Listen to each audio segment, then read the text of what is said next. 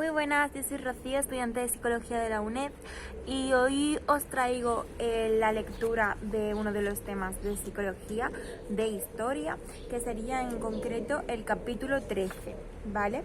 Que sería la Psicología de la Gestalt, la aproximación general. Y me voy a escuchar solo porque quiero tomar el solecito y así estoy muy incómoda, ¿vale? Entonces me pongo aquí. Bueno, empezamos. La Escuela de la Gestalt estuvo encabezada... Me voy a echar más para acá para que me escuchéis mejor. La Escuela de la Gestalt estuvo encabezada por 3 psicólogos alemanes, Wertheimer, Kafka y Kohler. Para el primero, líder e inspirador e intelectual, la psicología dominante del momento se basaba en lo que eran 2 supuestos teóricos inaceptables, que denominó respectivamente hipótesis del mosaico, que es suponer que los fenómenos mentales complejos consisten en una suma de contenidos o componentes elementales de carácter sensorial, e hipótesis de la asociación, que es suponer que la unión de estos contenidos eran de carácter extrínseco, que se debía a factores como la frecuencia o la contigüidad de la prestación ante la conciencia. Los gestaltistas exigían que la psicología recuperase la experiencia directa, inmediata. Lo que la experiencia ingenua, preteórica, ofrece no son manojos de sensaciones o matices sensoriales, sino cosas dotadas de unidad y de sentido. Cuál sea su realidad más allá de la experiencia que tenemos de ellos es una cuestión que no compete al psicólogo dilucidar. Lo que sí le interesa es hacerse cargo de esa experiencia tal como ella se da y de manera descriptiva. La experiencia debe dejar de concebirse en términos de resultado o construcción a partir de átomos o elementos psíquicos, por ejemplo la explicación desde abajo, para hacerlo en cambio en términos de formas, estructuras o totalidades, la explicación desde arriba, que es lo que alude al término Gestalt. La noción de Gestalt hace referencia a un todo articulado, un sistema cuyas partes se relacionan dinámicamente entre sí y con el todo al que pertenecen, una totalidad integrada en la que cada parte tiene el lugar y la función que le vienen exigidas por la naturaleza misma del todo. Estas totalidades poseen características y leyes que les son propias y que no se dan, sin embargo, a los elementos que la componen. Las totalidades se hallan en estricta correspondencia con otras estructuras fisiológicas del organismo que subyacen a ellas. Esta correspondencia estructural entre la experiencia mental y los procesos cerebrales subyacentes la llamaron isomorfismo. Lo voy a parar. El punto de partida, el fenómeno phi. El fenómeno phi se basa en el movimiento aparente de 2 objetos, el todo, que es constituido en este caso por el fenómeno phi, resultaba ser diferente de la suma de sus partes, lo que llevó a constituirse como el lema de la escuela. En vez de intentar explicar el todo desde unas partes determinadas de antemano por los prejuicios teóricos del experimentador, se trataría de reconocer que son las partes las que vienen a hacerse inteligibles desde el todo, que les otorga en él su papel característico. En la inmediatez de nuestra experiencia, la totalidad es anterior a las partes y es desde ella desde donde las partes mismas adquieren sentido como integrantes y coadyuvantes en la configuración de la totalidad. La organización de las percepciones, los experimentos de Max Wertheimer.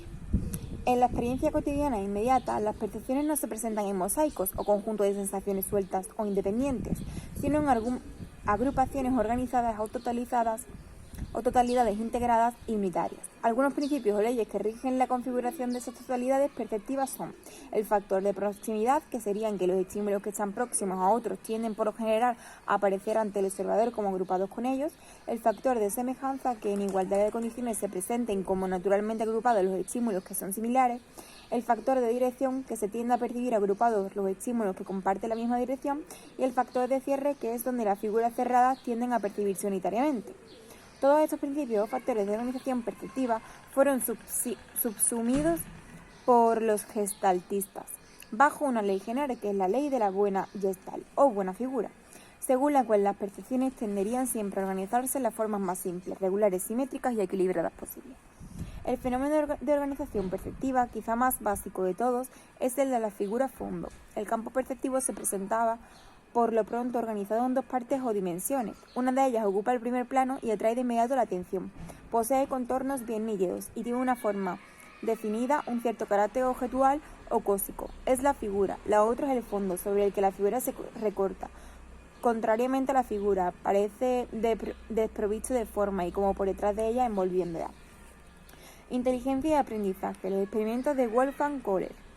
Kohler entendió que en las situaciones experimentales un comportamiento inteligente que no se dejaba explicar por la teoría del ensayo y error de Thorndike Por lo pronto se trataba de un comportamiento no adquirido gradualmente y por tanteo, sino de forma repentina y de una sola vez. A esto lo llamó Einsicht, que es inteligencia o comprensión, traducido luego al inglés por Einsicht, intuición. Kohler pretendió contribuir decisivamente a esclarecer la naturaleza del aprendizaje. Lo que se trataba de dilucidar en ellos era si las respuestas adquiridas en el proceso de aprender lo eran estímulos específicos o se trataba más bien de respuestas a relaciones entre estímulos, una cuestión de implicaciones teóricas nada desdeñables. Los estímulos no se perciben como acontecimientos independientes, sino que se dan organizados y aparecen como partes relacionadas de totalidades o gestalten más amplias.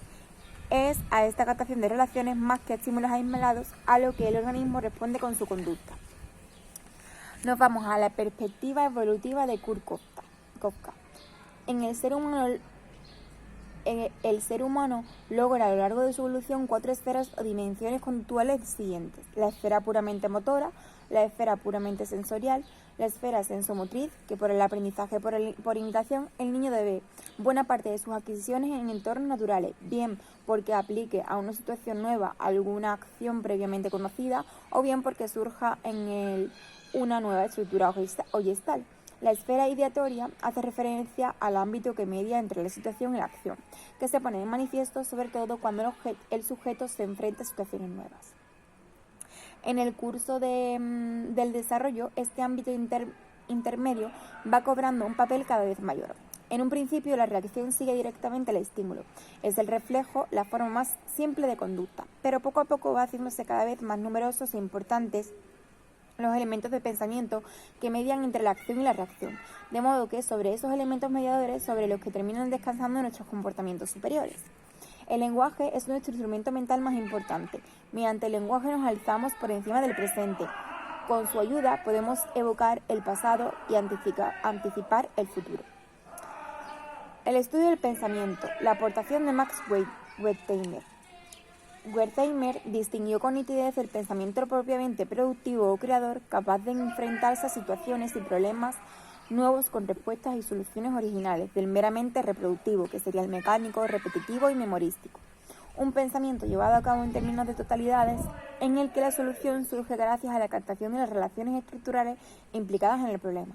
Las conclusiones de Wertheimer fueron que el reconocimiento de la existencia de procesos de pensamiento que califica de genuinos, bellos, pulcros o directos son los pensamientos productivos.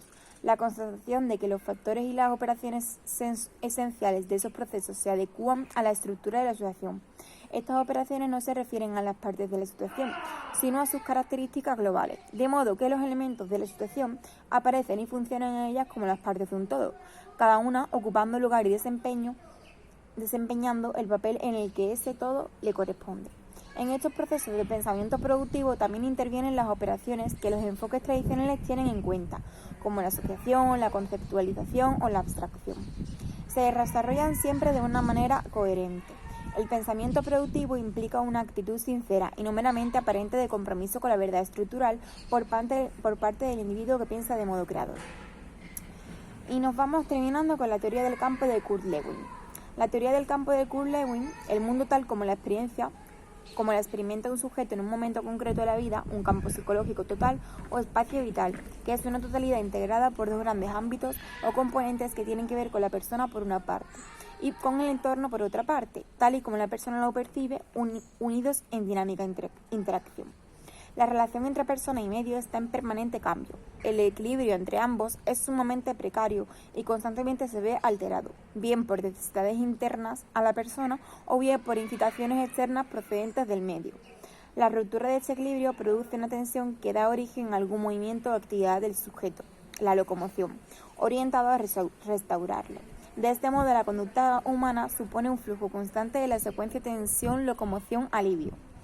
Los objetos del espacio vital que se perciben como posibles reductores a la tensión general adquieren así para el sujeto un determinado valor positivo o de atracción, que es la valencia positiva.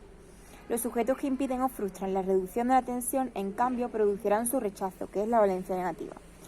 El conflicto aparece cuando se oponen valencias de intensidad parecida. Esta ocasión puede adoptar 3 formas típicas o básicas. El individuo se enfrenta a 2 sujetos con valencia positiva, entre los que tiene que elegir. El individuo debe elegir entre dos males. El sujeto se enfrenta a un objeto que posee valencias positivas y negativas a la vez. El grupo social se concibe como un todo dinámico. El término dinámica de grupos se lo debemos a él, en el que la persona encuentra determinadas facilidades y dificultades o barreras y donde las necesidades de la persona deben encontrar su ajuste y acomodo con las necesidades propias del grupo.